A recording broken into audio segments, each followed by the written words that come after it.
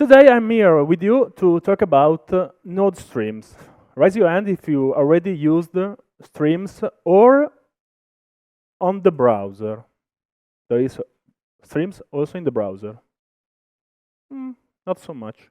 Okay, so talk of today, the good, the bad, and the ugly of Node.js streams, or, well, like this, because we start from the last one.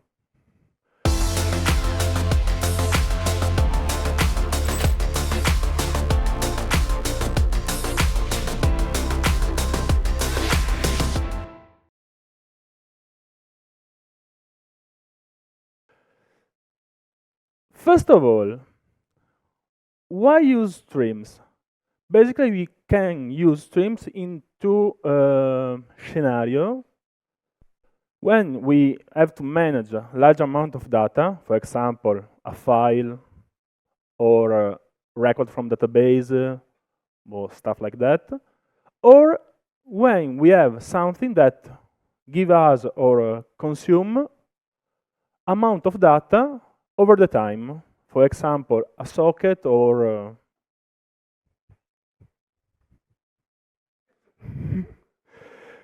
or a serial port, these cases.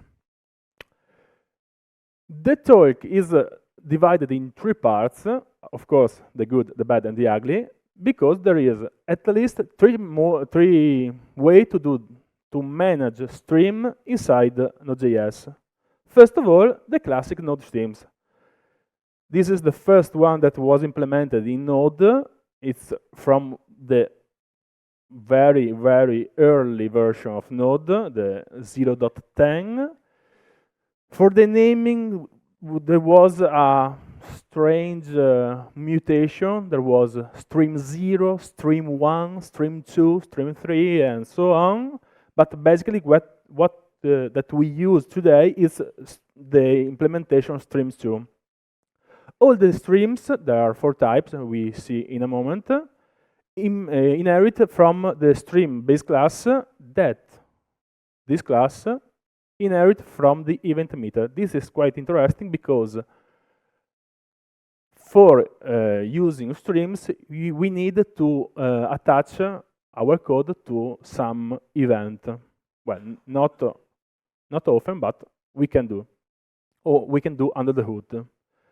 So, 4 types of stream: readable, writable, transform, and duplex. Starting from the first 2, imagine that we want to grab a file, a text file, and count how many spaces, characters, there are inside our file. We can do something like this: read all the file, iterate over the buffer that read file return, the promise of buffer, okay, so the buffer. And if the single character is what we want, the space character, we can increment the count. So simple, so easy. But imagine that you have a very, very large file. What can we take is this error. Because Node, for how it's made, don't allow to allocate some memory more than some dimension, some sizes. So in this case, 2 GB, it's possible to increase that dimension, but it's not well a good practice. Better way is to make a code that work with the same file in a smarter way. For example, it's a little bit small, I think, but for example, I can read the file, a chunk.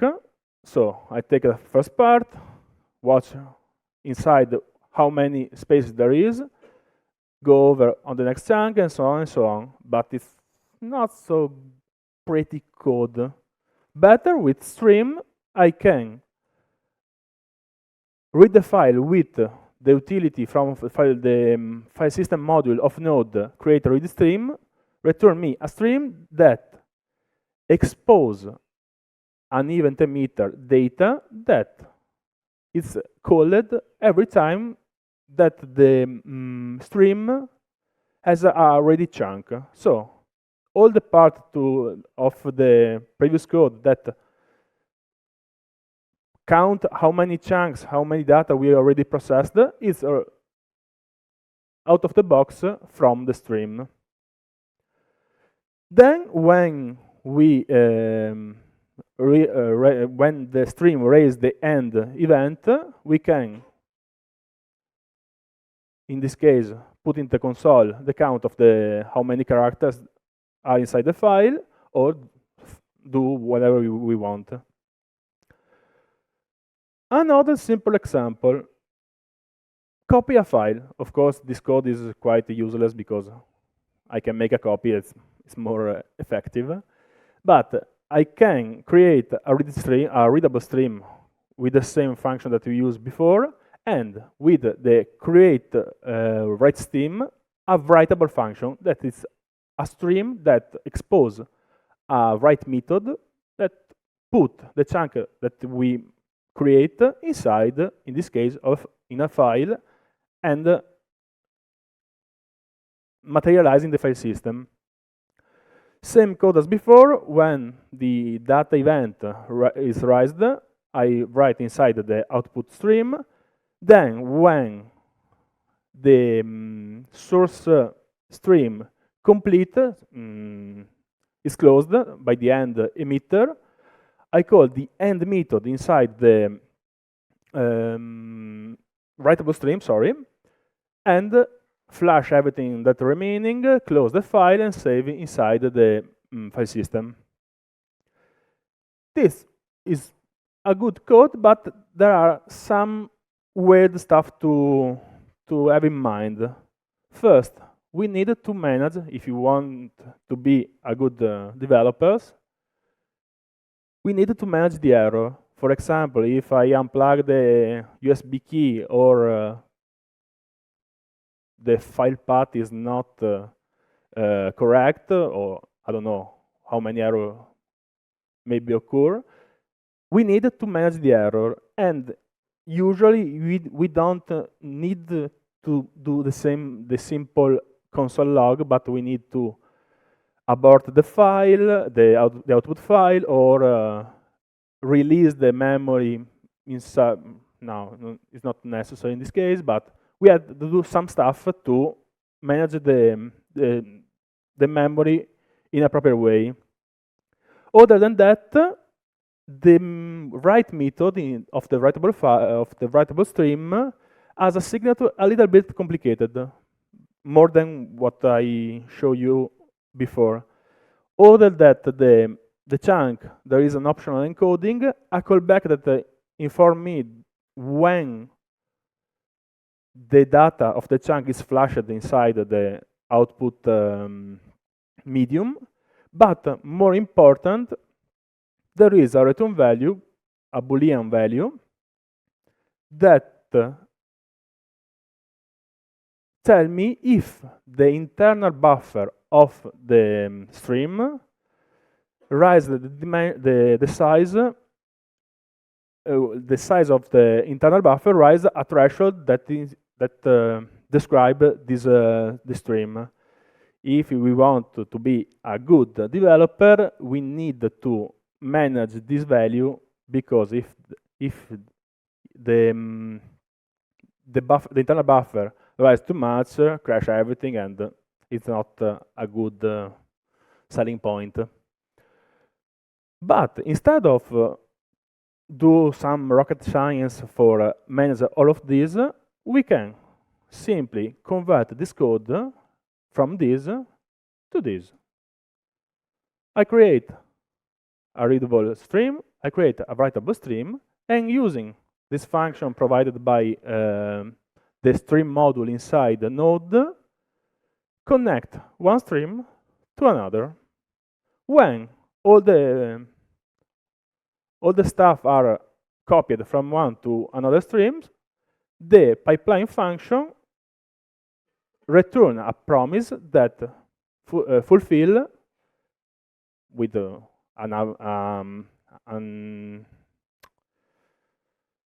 undefined, sorry, I forgot the word, undefined value, so it's not necessary to see the value, but managing this promise, I understand when my my pipeline is completed.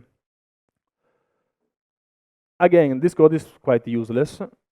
Maybe we could zip compress my file, and we could do like this, using the create zip function method. We can obtain an object, in this case the gzip, put in the middle from the source and the destination stream, and automatically this object make the gzip compression for me without any headache for size of the chunk, managing the hash, stuff like that. What is this tiny object? Is the famous transform stream. So a stream that grab chunks, process in some way, and return to the output. Last type of stream, the duplex stream. Basically, the duplex stream is a readable stream and a writable stream put together. So I have the same method of the readable stream and the writable stream. In this case, I use the create connection function that simply open a TCP connection, in this case to localhost on the port 7000, sorry. And then using two pipeline, put it together with on a promise all, pipe what come from the network to the terminal and what I hit on the keyboard to the network, making a simple telnet application to connect to my favorite BBS.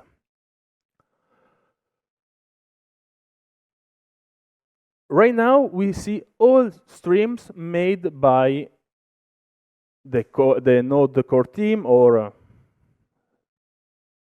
other people that work in Node, that work for Node. But we can also create a stream, a custom stream for us. In this case, in the left side, I create a readable stream, creating a class that extends the readable class.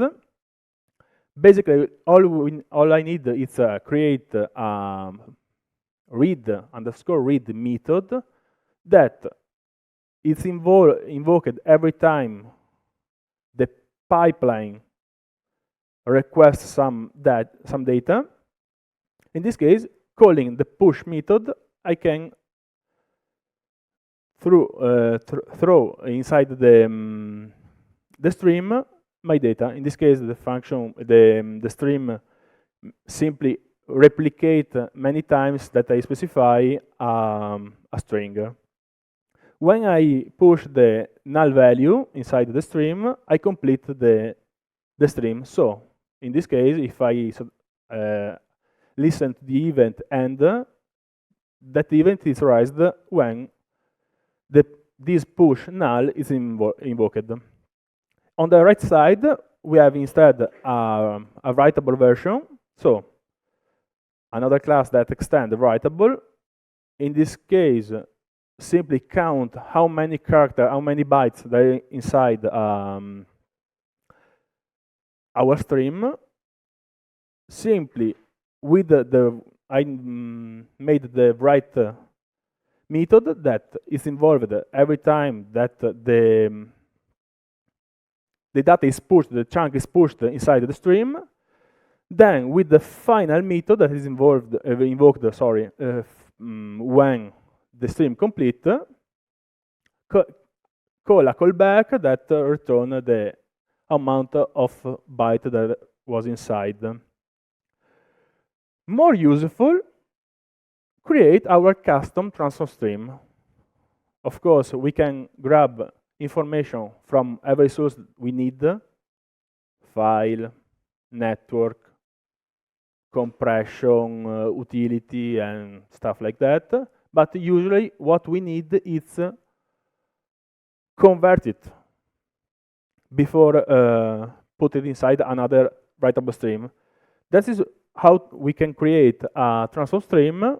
Simply implement the transform method that in this case simply take a chunk. If the chunk contain a chunk of string contain 2 lines, there is a carriage electron line feed inside my string. Simply return 1 chunk for each line. Simply split my chunk in multiple chunks, 1 for each line. Second cowboy of our Western film, web stream, the bad. It's not really bad, but it's like the evil twin of the previous stream. So it tried to take the role of the node stream. Web streams are was born for browsers. Is possible to use web stream inside your browser. For example, when you make a fetch request or when you use file system access API, sorry, we can obtain a stream that you can use to read the file, write the file, and so on. It's pretty close of the stream that we see before, not at all, but we see in a moment. The main advantage of this stream is that I can write a code that works in the same way in the browser and in Node.js. So we can reuse my code. In this case, there are 3 possible stream: readable, writable, and transform. I don't know why there's no duplex. In this case, I create a readable stream, simply declaring a new readable stream, passing an object with a start method. There is a lot of more method, but start usually is what we need. The difference between this stream and what we see before is this one is a little more promise based. So in this case, we have the start method that is an async function, so return a promise. For the web stream is the same, as you can see in, of course, in the part of on the write method. So it's more modern in respect from the previous version of stream. We can consume our web stream getting a reader that is like a cursor that continue to a reader that expose a read method that return when I invoked a promise of an object containing a done property that is true when I think I forgot an exclamation mark, but it's correct, sorry. Done return true when the stream is completed, and value is, of course, the value of the chunk. Simply with a while cycle, we can obtain all the information that we need, in this case, simply in the console. But there is also, like the stream see before, a piping method. In this case, there are 2 methods: pipe through, that take a method that is part of the readable stream, take as a parameter a transform stream and return a readable stream,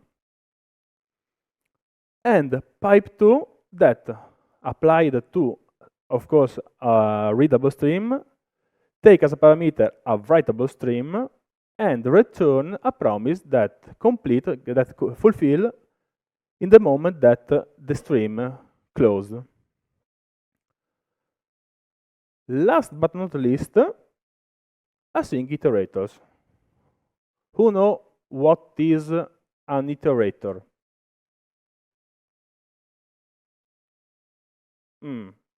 Well, Luca, to talk before, show a little bit. An iterator is simple, an implementation of an iterable pattern that an object return when invoked, an object return a function that when invoked, this function return, like the example before, a down value and of course the value, and iterating with a while or other cycle, we can manage the amount of data that this stream return, this iterator return. This object, the iterator, is what is behind the for-of loop. When you put something in a for-of loop, you don't need to put an array or other memory structure, but you can put an object that implements this pattern. The async iterator is the same, but return a promise of that object. So, async iterator are stream?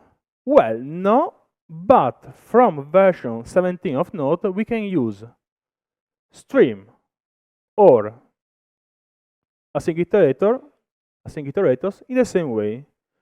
So we can, for example, use a readable stream from a file and iterate with a for await inside our code without the headache of use the event data, the event end, the event error, complete, all the event that a stream can expose. Simple, with a for await loop, we can iterate, we can consume our data, or we can create a generator, so a function that return an async generator that is a function that return an async iterator, and use that function inside a pipeline, for example. More useful, we can use our stream that is already provided by Node with another async generator used as a transform stream. So without implementing that ugly class that we see before, we can simply write a code that we are used to write every day, except for the for await, maybe. Incredibly short with the time, I complete my my talk.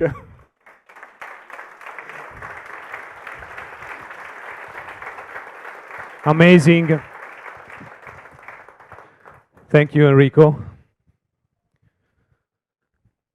Okay. Not too much question. Hi, can you return to the slide, do it by yourself, the ugly class? No. Is possible to have here promises? Inside the method? Yeah, to have a read method that handles promises. It's possible, but you could not use the underscore read method as an async function. You can use inside a promise with then and well, in this case, in the read is not a problem. For the writable, it's more interesting because in the write we need to to invoke the next callback that I forgot a point, but we need to call to next callback that inform our stream, our stream, how to manage the back pressure, the famous Boolean value returned by the write. If you want to use a promise inside that, you can, after what you need to do with the promise, then invocation, and inside call the next callback. It's not possible put an async before the underscore write. Okay, very clear. Fondo. Sorry.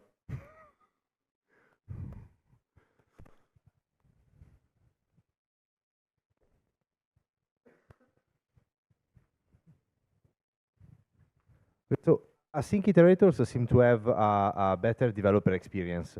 So I was wondering if there are any performance implications when using async iterators instead of, common streams. Are there web or not? Okay, as I know, in the previous version of this migration from stream to async iterator, there was a little downgrade of performance. Right now, the difference is quite small. It's not so important. I think less than 2%.